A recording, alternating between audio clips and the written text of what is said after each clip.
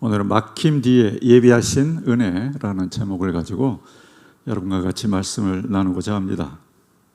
빌립보 교회는 루디아라고 하는 한 여인의 집에서 시작되었습니다. 그녀는 귀족이었습니다. 그것을 어떻게 알 수 있냐면은 그녀가 자주 자색 옷감 장사를 하는 그런 사람이었다는 데서 알 수 있습니다. 그 자색이라고 하는 거 보라색이죠. 그 옷감을 다룰 수 있는 사람은 귀족 정도 되는 사람이 그 옷감을 다룰 수 있었기 때문에 그녀의 신분이 귀족이었다, 이렇게 우리는 이제 보고 있습니다. 그런데 이제 우리가 눈에 띄는 대목이 뭐냐면, 그러니까 이 여인이 귀족이었기 때문에 헬라인이었을 거란 말이죠. 그런데 유대교에 속한 사람이었다.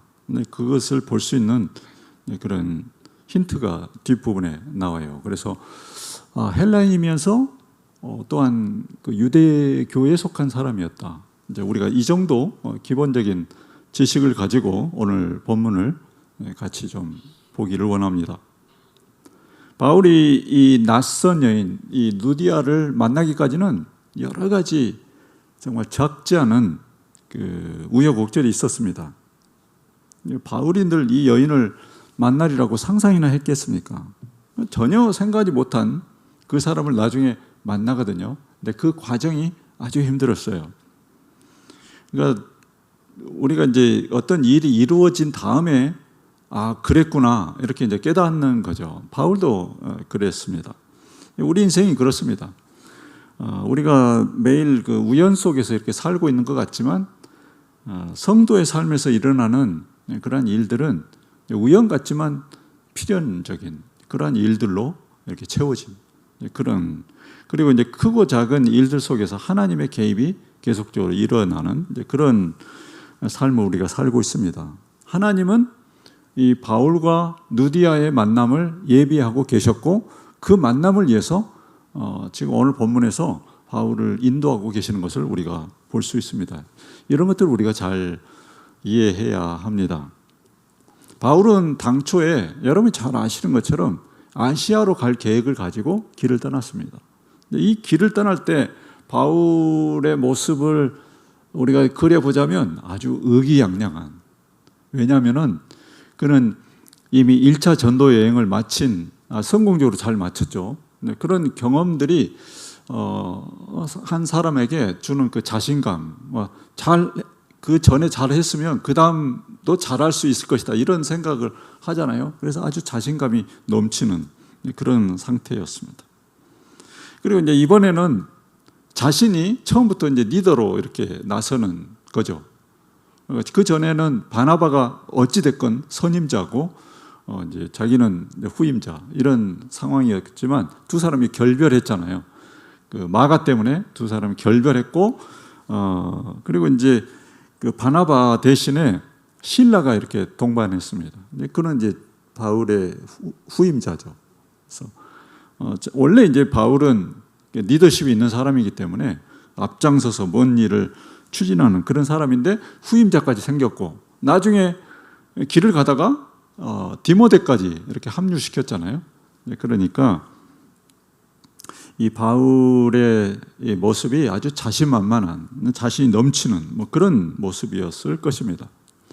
그러나 이런 때일수록 사람이 이제 영적인 자만심이 생기거든요.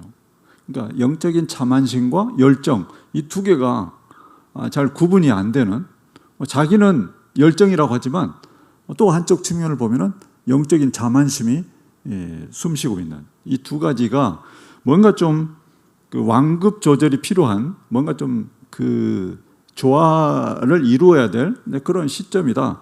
그렇게 이제 우리가 봐야 될 것입니다. 아니나 다를까 하나님께서는 바울에게 어떤 그 과정 속에서 바울을 이렇게 다루고 계시는 것을 우리가 볼 수 있습니다. 바울에게 예기치 않은 일들이 벌어졌어요.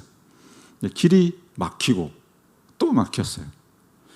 자신이 넘치는데 이게 죽을 쓰는 거예요. 이거 해도 안 되고 저거 해도 안 되고 그런 상황이 된 거죠.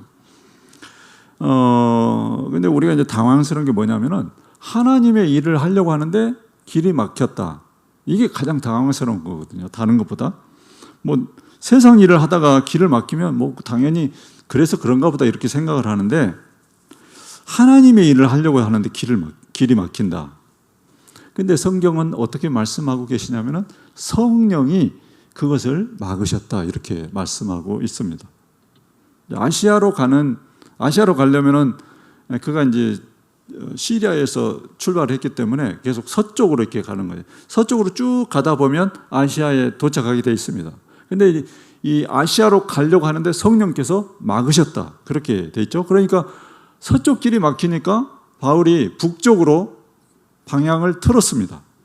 근데 북쪽으로 이제 가는 그 여정에서 부르기아 그리고 길리기아 이런 지방들을 이렇게 지나서 북쪽으로 이렇게 올라가요. 북쪽으로 올라가는데 또 북쪽 길이 더 이상 올라갈 수 없는, 이제 그 서쪽이 막히니까 어디를 목표로 했냐면은 비두니아를 목표로 이렇게 올라가는데 거기도 이렇게 길이 막힌 거예요. 거기에서도 성경은 뭐라고 기록하고 있냐면은 성령께서 바울의 길을 막으셨다 이렇게, 성령이 그것을 허락하지 않으셨다 이렇게 말하고 있습니다. 그렇게 이제 두 번에 걸쳐서 길이 막히고 그래도 이제 뭔가를 해야 될 거 아니에요. 그래서 바울이 선택한 길은 북서쪽에 당초 생각했던 그 방향에서 북서쪽으로 방향을 틀어서 그가 어디에 도착했냐면 드로아에 도착했습니다. 드로아는 이제 그 바다 건너편이 마게도냐인 그런 위치, 아주 지정학적인 그런 도시입니다. 그곳에 이제 당도했습니다. 자, 그러면 우리가 이제 성경을 읽으면서 여기서 이제 던질 수 있는 질문이 이런 게 있겠죠. 왜 하나님은 처음부터 그냥 드로아로 가라 이렇게 말씀하지 않으셨을까? 그러면 편했을 텐데. 그러잖아요. 우리가 살면서 그런 질문들을 하잖아요. 그냥 하나님 처음부터 그냥 이렇게 하라고 하시지 왜 이렇게 고생을 시킨 다음에 알게 하십니까? 하나님과 우리의 관계가 인격적이기 때문에 그렇습니다. 이렇게 명령하시기보다는 우리가 하나님과 계속적으로 어떤 질문들을 하고 거기서 답을 구하고 그러면서 이렇게 한 걸음 한 걸음 가는 것을 하나님께서는 원하시는 거죠. 여러분 한번 생각해 보세요. 처음부터 드로아로 가라 이렇게 했다고 합시다. 그러면 어땠을 것 같아요? 그러면은 바울이 내가 하나님 말씀하시니까 그냥 그렇게 해야 되겠다 이렇게 했을까요? 자기는 아시아로 가고 싶거든요. 그러니까 왜 하나님이 내가 아시아로 가고자 하는데 드로아로 가라고 하실까? 이런 생각을 할 수밖에 없어요. 거기서부터 이제 또 의문을 갖고 또 고민을 하고 갈등을 하고 뭐 그런 과정들이 똑같이 벌어져요. 그래서 하나님께서는 어떤 상황을 우리에게 주시든 간에 하나님이 의도하시는 게 있어요. 그거는 뭐냐면 우리한테 뭔가 길이 막히고 뭔가 일이 잘 안 될 때 질문을 하라는 것입니다. 질문을 해라. 이게 뭡니까? 이게 어떻게 해야 됩니까? 하나님 어떻게 방향을 잡아야 됩니까? 이런 그 질문을 하라는 것입니다. 그래서 그 질문을 하라고 하는 말씀은 그 대화를 하자는 말씀이죠. 대화를 하자. 너하고 나하고 계속적으로 그런 대화를 통해서 일들을 하나씩 매듭을 지어가자. 그런 것이 되겠습니다. 그런데요, 우리가 이제 삶에서 꼭 생각해야 될 게 뭐냐면 내가 생각한 것과 하나님이 계획한 것이 다르다. 그러면 일은 어떻게 전개되겠어요? 내가 생각한 거, 내가 계획한 거. 근데 그것이 하나님이 계획한 것과 달라요. 그럼 나중에 일은 어떻게 되겠어요? 하나님이 계획하신 쪽으로 갈 수밖에 없어요. 우리는 인생이에요. 하나님은 우리를 향해서 커다란 어떤 계획들을 가지고 계시잖아요. 그러니까 하나님의 계획이 무엇인지를 항상 살피고 그 계획에 따라서 우리의 인생을 사는 것이 우리의 그 세월을 아끼는 그런 방법이 될 것입니다. 바울의 경우가 그렇다는 겁니다. 바울은 자기의 의욕대로 뭔가 이렇게 해보려고 했어요. 근데 길이 계속 막히는 거죠. 서쪽도 안 되고 북쪽도 안 되고 결국은 북서쪽으로 결론을 맺게 되는 이제 그런 것을 볼 수 있습니다. 이런 예기치 않은 사건 속에서의 실패, 좌절, 이게 그 자존심이 세고 자부심이 있는 사람한테는 이게 작지 않아요. 굉장히 큰 상처가 됩니다. 왜 안 되지? 나 같은 사람이 왜 이런 것을 해내지 못하지? 이런 굉장히 큰 그 좌절이 생길 수 있어요. 그런데 하나님은 그를 이렇게 무너뜨리기 위한 그런 시간이라기보다는 철저하게 네 계획을 내려놓고 나의 계획에 맞춰서 가자, 이렇게 어떤 영적인 정렬의 시간이었다. 정렬 아시죠? 어레인지먼트를 하는 그런 시간입니다. 맞춰서 하나님의 계획에 맞추도록 하는 그런 시간이었다. 우리가 이제 그렇게 볼 수 있습니다. 그러니까 그런 과정을 통해서 결국은 그 바울의 출발점은 이 시리아 그 안디옥에서 이제 출발을 했지만 어떤 본질적인 출발점은 드로아에 있는 거예요. 드로아에 가서야 그가 이제 제대로 된 출발점을 찾은 것입니다. 이러한 그 과정이 단순히 그냥 해프닝이 아니라 바울에게는 그 세 가지 유익을 줬다고 우리는 볼 수 있겠습니다. 첫 번째는 이 기고만장했던 바울이 선교를 하는 데 있어서 자기가 이 선교를 내가 하나님을 위해서 내가 나의 인생을 바치면서 해야 되겠다. 굉장히 의욕적으로 그렇게 했죠. 그런데 그 선교가 하나님이 보실 때는 그게 그렇게 적절하지가 않은 거예요. 선교는 하나님이 주도하시는 것이다. 구원 사역은 하나님이 주도하시는 것이다. 이것을 바울에게 일깨워 준 그런 사건들이 오늘 본문에 기록된 앞부분에 막힌 그 속에서 그가 하나님 앞에 다시 서게 된, 선교는 하나님이 주도하시는 일이다. 영혼 구원은 하나님께 속한 것이다. 그것을 그런 의식을, 그런 인식을 확고하게 가지게 된 그런 계기가 되었습니다. 우리가 이러한 것을 하나님 안에서 이러한 개념을 확실하게 인식하고 있는 게 굉장히 중요합니다. 왜냐하면 우리는 어떤 일을 하다가 조금만 일이 잘 되면 이게 우쭐해지거든요. 내가 뭔가 능력이 있어서 일이 잘 되는구나, 이렇게 생각을 하는 거죠. 그런데 이제 그러다가 넘어진 사람이 얼마나 많아요. 정말 많습니다. 일이 잘 될 때 넘어지는 거지, 일이 안 될 때 넘어지는 사람보다 일이 잘 될 때 넘어진 사람이 훨씬 많습니다. 그래서 우리는 날마다 기도의 자리에서 하나님을 대면하지 않으면 자기 중심적이 돼버려요. 우리는 우리 자신을 믿을 수가 없습니다. 정말 이 자기 중심적인 인간의 본성은 참으로도 질깁니다. 이게 정말 감당이 안 되는 거예요. 자, 이제 둘째, 그러한 과정을 통해서 바울은 드로아에서 누구를 만나게 되냐면 누가를 만나요. 누가가 누굽니까? 우리가 읽고 있는 이 사도행전을 기록한 사람이죠. 그 사람이 아주 중요한 사람이죠. 근데 여기에 보면은 이제 누가는 자기 이름을 밝히지를 않습니다. 어떻게 우리가 누가를 발견하게 되냐면은 그 16장 10절에 보면은 이는 하나님이 저 사람들에게 복음을 전하라고 우리를 부르신 줄로 인정함이로라. 우리란 말이 나오잖아요. 그런데 이 글의 어떤 저자가 누굽니까? 누가잖아요. 그러니까 누가가 여기에 포함되어 있구나. 그래서 이제 누가의 존재를 거기서 발견하게 되는 겁니다. 그러니까 드로아에서 여러 가지 그 우여곡절이 있었지만 이 드로아에서 바울은 누구를 만나게 되냐면 누가를 만나게 된 거예요. 그래서 그 팀에 이제 다시 누가가 편입이 된 거예요.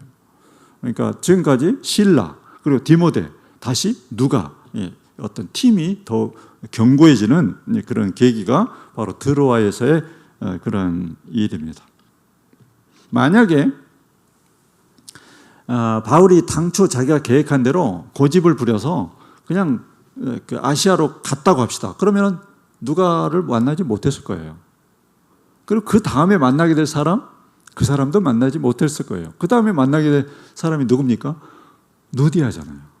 셋째, 바울은 이러한 과정을 통해서 하나님의 뜻에 이렇게 맞추다 보니까 결국은 이제 마게도냐로 건너가서 누구를 만나게 되냐면 아주 중요한 사람 누디아를 만나게 됩니다.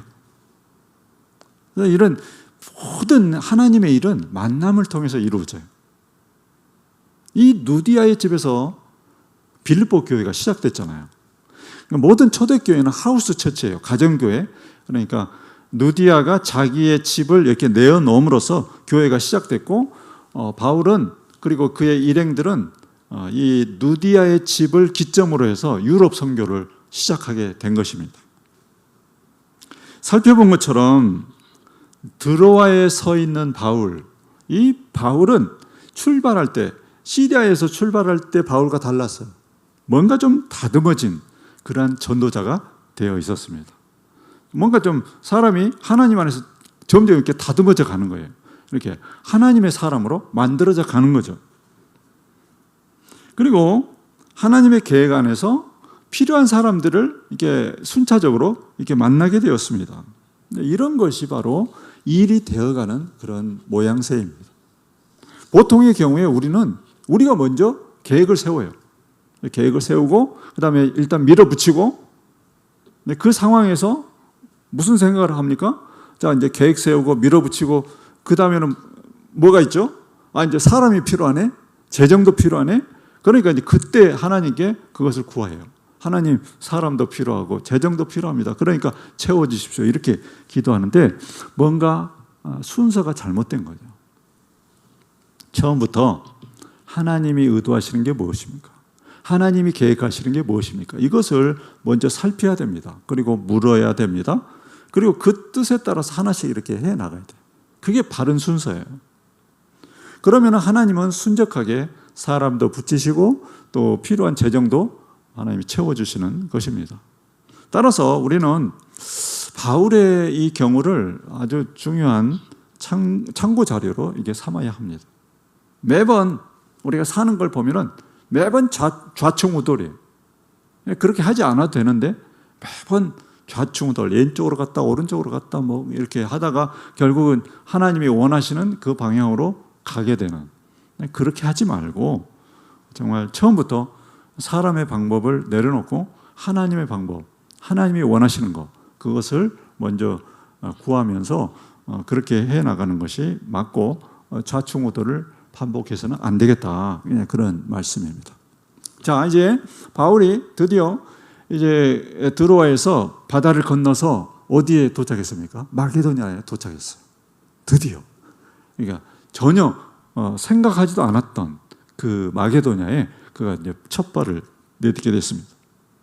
그런데 여러분이 이걸 잘 이해하셔야 되는데요. 이 드로아는 이쪽 아무튼 그 아시아에 속하는 것입니다. 아시아, 소아시아, 그때 당시에 소아시아에 속한 그런 지역 중에 하나인데, 거기하고 바다 건너편 이 마게도냐는 분위기가 완전히 달라요.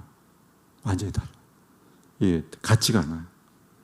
그러니까 오늘날로 치면은 그 아시아와 유럽이잖아요. 터키하고 그 건너편에 그리스, 그다음에 이제 그런 그 밑에 고린도가 있었으니까 완전히 유럽과 아시아 이 분위기가 완전히 달라요. 뭐 그런 분위기를 제가 말씀드리는 게 아니라 빌립보라고 하는 이 도시에 대해서 제가 말씀드리자면, 빌립보는 그 로마인의 도시였다. 그러니까 로마 군인으로 종사하다가 퇴역을 하잖아요. 그 사람들을 어디에서 살게 했냐면은 이 빌립보라고 하는 이런 지역에서 살게 했어요. 그러니까 특별 대우를 해서 만든 도시가 빌립보예요. 거기 가면은 이제 그 군대를 제대하고 뭐 연금도 받고 뭔가 좀 그 노후를 보장받은 사람들이 사는 로마인의 도시입니다. 그 로마인들과 더불어서 누가 있겠습니까? 이제 노예도 있고, 그리고 이제 그 소상공인들, 뭐 그런 사람들도 있고, 또 장사하는 사람들, 뭐 이런 사람들이 같이 그분들이 이제 그런 사람들이 이제 하층민을 구성하고, 지금 그 로마 군인 출신들이 그 속에서 주류가 되어 있는 이제 그런 도시입니다. 물론 이제 누디아와 같은 귀족 계급도 일부 있었습니다. 자, 그러면 우리가 이제 이 빌립보라고 하는 도시를 우리가 좀 이해를 할 필요가 있는데, 로마인의 도시, 그러니까 이 도시의 전체적인 분위기는 로마 우월주의가 자리 잡고 있었어요. 우월주의라고 하는 것은 그 다른 문화, 다른 계층을 어찌됐건 좀 깔보는 경향이 있어요. 이렇게 아래로 보는 거죠. 자기들은 로마인이고 나머지는 뭐 다 자기 밑에 있다, 이렇게 보는 로마 우월주의가 자리 잡고 있었어요. 그러니까 우리가 이제 오늘 본문 다음에 보면은 나중에 바울과 실라를 고발할 때 어떤 말을 하냐면 이런 말을 해요. 로마 사람인 우리가 받지도 못하고 행하지도 못할 풍속을 전한다, 이렇게 이야기해요. 우리는 로마 사람인데 이상한 사람들이 와가지고 그런 것들 전한다, 이제 이렇게 이야기하는. 그러니까 자기들이 실력이 안 되니까 일단은 깔보고 보는 거예요. 그 말을 함부로 하는 거예요. 그런 것을 우리가 볼 수가 있는데, 제가 왜 이런 말씀을 드리냐면 그만큼 이 빌립보라고 하는 도시는 닫혀 있는 도시였다. 복음에도 닫혀 있는 도시, 그리고 문화적으로도 닫혀 있는 도시. 더 중요한 것은 이제 복음에 대해서 닫혀 있는 그런 도시였다. 그런 것을 볼 수가 있는데, 그 복음뿐만 아니라 유대교라고 하는 것은 그때 당시에도 디아스포라로 세계 곳곳에 흩어져 있는 유대인들은 어디 가나 회당을 세웠어요. 그런데 이 빌립보에는 변변한 회당 하나가 없었어요. 이제 회당을 세우려면 어떻게 해야 되냐면요, 그 여러 가지 그 율법에 따라서 정결례를 치르고 그리고 할례를 받고 이 자격을 갖춘 성인 남자 10명 이상이 있어야 그 회당을 세울 수 있는 거예요. 그런데 이 빌립보는 그런 회당도 세울 수 없는, 그러니까 유대 남자가 10명도 없었다, 이제 그런 거죠. 그래서 이제 오늘 본문에 보면은 16장 13절에 보면은 이런 말이 있어요. 같이 한번 보실까요? 안식일에 우리가 기도할 곳이 있을까 하여 문 밖 강가에 나가, 이렇게 돼 있죠. 바울이 그 전도 여행을 할 때 안식일이 되면 어디 갑니까? 회당 가죠. 회당 가서 이제 같이 예배를 드리고 또 이제 말씀을 전하라고 하면 자기가 이제 말씀을 전하고, 이제 이런 게 아주 순서적으로 돼 있는데, 거기서는 회당이 없으니까 어디로 가냐면은 강가로 갔어요.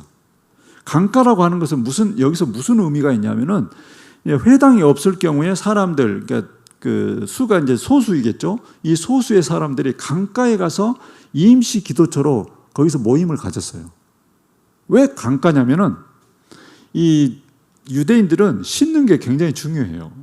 예배를 드리건 아니면 기도를 드리건 먼저 손발을 씻어야 돼요. 깨끗하게, 그래서 단정하게 하고 그 다음에 이제 하나님께 기도를 하거나 아니면은 예배를 드리는데, 거기 가보니까, 그러니까 회당 자체가 없어서 강가로 가보니까 아니나 다를까 거기에 사람들이 몇 명 있었어요. 그런데 있는 사람들이 다 여자예요. 여자 몇 명, 여인 몇 명이 모여 있었습니다. 그래서 이제 누디아가 그 무리 중에 있었다, 그렇게 돼 있잖아요. 그러니까 누디아는 유대교에 속한 사람이었다, 그것을 우리가 알 수 있는 거죠. 자, 이제 우리가 그 14절에서 한 단어, 우리가 한 단어를 우리가 유심히 좀 볼 필요가 있는데, 이 단어가 뭐냐면은 주께서 그 마음을 열어 바울의 말을 따르게 하신지라, 이 말씀이 나와요. 하나님을 섬기는 누디아라 하는 한 여자가 말을 듣고 있을 때 주께서 그 마음을 열어 바울의 말을 따르게 하신지라. 이 단어, 그 마음을 열어 할 때 이 단어가 역설적으로 빌립보의 그 닫혀 있는 분위기를 말해주고 있습니다. 그러니까 하나님께서 누디아의 마음을 여셨다. 우리가 하나님을 믿을 때 어떻게 하죠? 우리가 그냥 자발적으로 믿습니까? 하나님이 열어주셔야 되잖아요. 근데 어떤 사람이 믿을 때마다 그 마음을 열어주셨다 이렇게 이야기하지는 않거든요. 근데 여기에 특별히 그 단어를 쓴 것은 그만큼 빌립보가 닫혀 있는 도시였기 때문에 그것을 대조시키기 위해서 이 열어라고 하는 그 단어를 씀으로써 그것을 이제 나타내고 있는 것입니다. 빌립보가 이제 그런 곳이었습니다. 그런데 사랑하는 성도 여러분, 여기를 보십시오. 이 빌립보가 나중에 어떤 도시가 됐습니까? 나중에 이 바울이 그 옥중에 있을 때 편지를 보냈잖아요. 그 편지를 보낸 세 곳 중에 한 곳이 됩니다. 에베소, 빌립보, 그리고 골로새, 이 세 군데. 그러니까 아주 중요한 그러한 도시가 된 거죠. 바울의 입장에서 보면은 신앙의 거점이요, 교회가 든든히 서 있었기 때문에 그곳에 편지를 보낸 것입니다. 그리고 오늘 굉장히 중요한 사람이 이 루디아라고 하는 사람인데, 왜 성경 이 사도행전에 루디아라고 하는 여인에 대해서 이렇게 자세히 이렇게 기록을 했을까? 우리가 이제 그것을 좀 생각을 해볼 필요가 있습니다. 그녀 때문에 빌립보 교회, 그 교회가 장소를 제공받아서 그 루디아의 집이 교회가 된 거죠. 그것뿐만이 아니고 루디아라고 하는 사람은 빌립보 교회를 위해서 누구보다 헌신한 사람이었기 때문에 그의 이름을 여기에다가 이렇게 기록해 놓은 것입니다. 나중에 처음에 이제 잘 믿었어요. 그런데 나중에 이 사람이 마음이 변했거나 아니면 믿음에서 떠났거나 믿음이 식었거나 그랬다면 여기에 루디아라고 하는 그 사람에 대해서 이렇게 기록하지 않았을 겁니다. 정말 자기 집을 그 예배처소로 제공한다고 하는 것은 이 굉장한 일이에요. 이 장소만 제공하는 게 아니잖아요. 음식도 제공해야죠. 아니면은 그거 말고도 정말 이것저것 다 그 온갖 뒤치다거리를 다 해야 됩니다. 그러니까 거기에 사람들이 모이면 그 사람들을 다 이렇게 다 품어야 되는 그런 입장에 있는 거죠. 그런 것들을 다 감수하기로 한 것입니다. 그런데 일단은 신분상으로 누디아하고 그 교회에 모이는 사람들하고 이 신분 차이가 아주 확실하게 이렇게 나 있잖아요. 그러니까 이 빌립보 교회에 들어오는 사람들은 대부분 하층민들이었어요. 그러니까 신분적으로 굉장히 차이가 난 거죠. 그런데 그런 것들을 아랑곳하지 않고 누디아가 섬김을 자처한 것이. 우리가 이제 이 빌립보 교인들이 전부 다 이렇게 하층민이었다, 이런 이야기를 그냥 그런가 보다 이렇게 생각할 수 있지만요, 노예도 있고, 그리고 이제 그 예배 시간에 허겁지겁 올 수밖에 없는 그런 사람들이 이 하층민이거든요. 우리처럼 이렇게 주일 예배 드리려고 머리끝부터 발끝까지 단정하게 이렇게 예배에 나올 수 있는 그런 분위기가 아니었어요. 이 하층민들의 형편이 그랬어요. 노예들이 그렇잖아요. 예배 드리려면 허겁지겁 그냥 일하다가 그 시간에 맞춰서 예배에 참석하고 끝나자마자 또 가야 돼요. 또 하층민들도 역시 마찬가지로 비슷한 그런 형편이에요. 그러면은 이 옷도 제대로 갖추지 못하고, 그리고 땀에 젖은 옷, 그리고 정말 그 머리도 이게 헝클어져 있는 경우도 있고, 오면서 이렇게 대충 이렇게 다듬고 왔겠죠. 땀 냄새, 제대로 씻지도 못한 상태로 와 있는 그 사람들을 누디아가 다 품은 것입니다. 귀족인데도 그들의 발을 씻기고, 기본적으로 고대 사회는 발 씻을 물이 필요해요. 그 흙먼지가 이렇게 많기 때문에, 예배 장소에 모이기 때문에 그 물들을 제공하고, 때로는 그들의 발을 씻겨주고, 완전히 그 신분을 초월한 그런 일을 한 것입니다. 그러니까 얼마나 귀한 것입니까?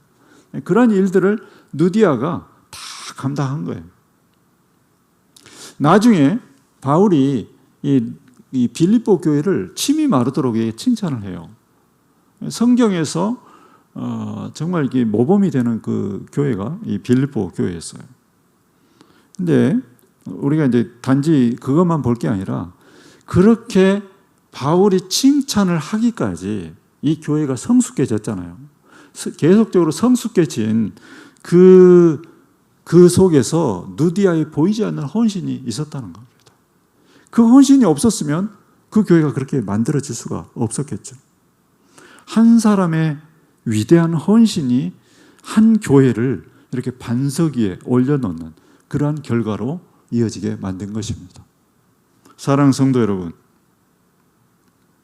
정말 우리는 이 빌립보 교회를 보면서 동시에 이게 고린도후서 8장 2절을 보면은 그러한 것들에 대한 확신을 더해주는데 8장 2절 거기에 보면은 어떤 이제 기록들이 있냐면 이 빌립보 교회는 그리고 이제 마게도냐 교회 전체적으로 너무너무 가난한 거예요. 그러니까 하층민들만 거의 대부분 모이기 때문에 너무너무 가난한 그런 교회였다. 그것을 말을 바꿔서 이야기하자면 어떤 말이 되냐면 그 교회의 모든 재정을 누디아나 아니면은 소수 몇 사람이 그 재정을 다 책임져야 했다는 그런 이야기가 됩니다. 그러니까 그 정말 성경에서 나오는 가장 부유한 교회 고린도 교회하고는 분위기가 완전히 다른 거죠. 고린도 교회는 그 성도들이 돈이 있으면서도 헌금을 하지 않는 그런 교회였고, 빌립보 교회는 이분들이 그런 극심한 가난 가운데서도 풍성한 연보를 했다. 이제 그렇게 바울이 칭찬을 하잖아요. 그리고 그것을 기쁨으로 했다. 정말 오늘날의 모습과 거의 비슷하다고 봐요. 헌금이라고 하는 것은 마음으로 하는 거죠. 그래서 이 바울이 빌립보서 4장에서 빌립보 교회가 얼마나 물질을 초월한 신앙을 가졌는지를 4장 15절부터 이렇게 말하고 있습니다. 빌립보 사람들아, 너희도 알거니와 복음의 시초에 내가 마게도냐를 떠날 때에 주고받는 내 일에 참여한 교회가 너희 외에 아무도 없었느니라. 데살로니가에 있을 때에도 너희가 한 번뿐 아니라 두 번이나 나의 쓸 것을 보내었도다.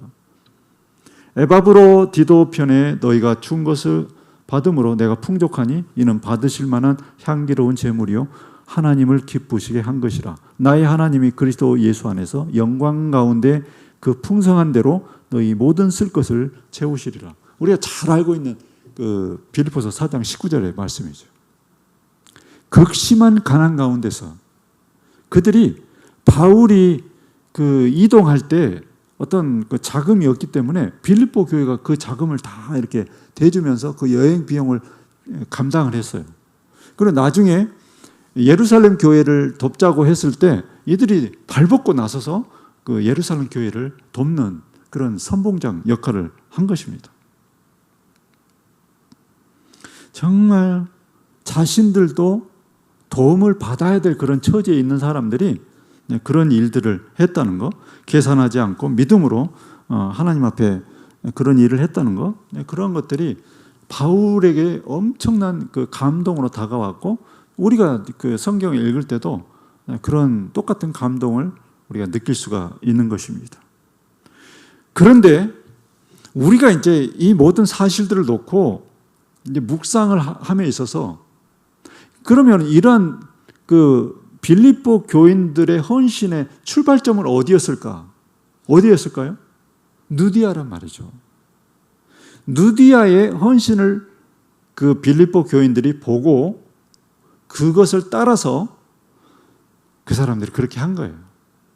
그러니까 우리는 어떤 그 믿음의 성숙으로 나감에 있어서 우리는 들음으로써 하는 사람들이 아니잖아요. 눈으로 보고 마음으로 느끼고 그런 다음에 우리는 어떤 일들을 하게 됩니다.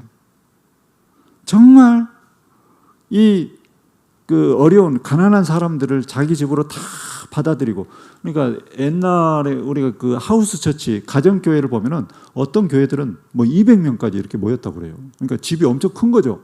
귀족이니까 집이 컸겠죠. 그러면은 한 집에 자기 집에 200명이 모였다고 생각해 보세요. 그 사람들 뒤치다거리를 다 해야 돼요. 밥도 먹여야 되고 또 발도 씻겨야 되고 다 그걸 감당해요. 근데 그것을 누디아가 한 겁니다. 하나도 불평하지 않고. 그러니까 이 사람들이 감동을 받고 계속적으로 교회에 나오게 되고, 교회가 그럼으로써 그 하나의 모범을 범으로써 자기들도 그런 것들을 하나하나 따라하다 보니까 나중에는 이런 그 바울이 보기에도 너무나 모범적인 그런 교회가 됐다. 그렇게 보여지는 것입니다. 이 루디아를 만나게 하시기 위해서 하나님께서 바울을 인도하신 것입니다. 서쪽도 아니고 북쪽도 아니고 북서쪽으로 가도록 하나님께서 인도하셔서 루디아를 만나는 그 길 드로아에 도착해서 드로아에서 마게도냐로 건너가서 마게도냐에서 이제 루디아를 만난 것입니다. 그러니까 루디아를 만나기 위한 그런 여정은 그 실패의 여정이 아니라 하나님의 인도하심, 하나님의 세밀하신 그런 인도하심 가운데 그런 일이 이루어졌다. 우리가 이제 그렇게 보는 것입니다. 루디아를 만나고 교회가 만들어지고 그 교회의 헌신의 씨앗이 뿌려지고 그리고 그 씨앗이 뿌려지고 그 다음에 자라나고 성숙해지고 열매 맺는 그 아름다운 교회가 만들어지는 그 기저에 루디아라고 하는 사람, 그 사람이 있었다. 성경은 우리에게 간접적으로 직접적으로 우리에게 전달을 해주고 있는 것입니다. 그래서 이제 우리가 빌립보서를 읽을 때 다른 성경에 비해서 뭔가 좀 따뜻한 온기를 느낄 수 있는 게 바로 그런 이유예요.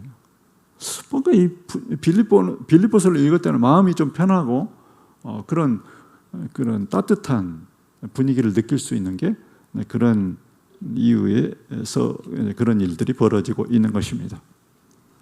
우리가 사는 동안에도 우리가 똑같이 이 말씀을 적용하자면 우리가 어떤 일을 하고자 할 때 어떤 일이 막히고 잘 안 되고 그런 시간 속에서 정말 하나님께서는 보이지 않는 가운데 우리에게 누디아를 준비하고 계시는 그런 일일 수도 있다. 이런 생각을 할 필요가 있습니다. 그리고 하나님이 예비하신 어떤 방향으로 나를 이끌고 가기 위해서 하나님께서는 이러한 일을 만나게 하신다. 그렇게 생각할 필요가 있다는 것입니다. 하나님은 무작정 우리를 어떤 길로 몰아붙이지 않으십니다. 왜냐하면 그분의 인도하심은 항상 선하시기 때문입니다. 그분이 선하시기 때문입니다. 오늘 예배에 참석하신 여러분 모두가 정말 이 바울과 같은 만남의 은혜, 누디아와 같은 헌신의 기회를 여러분이 가질 수 있기를 바라고 또한 그것을 통해서 하나님의 은혜와 복을 받아 누리시는 여러분 되시기를 예수님의 이름으로 축복합니다.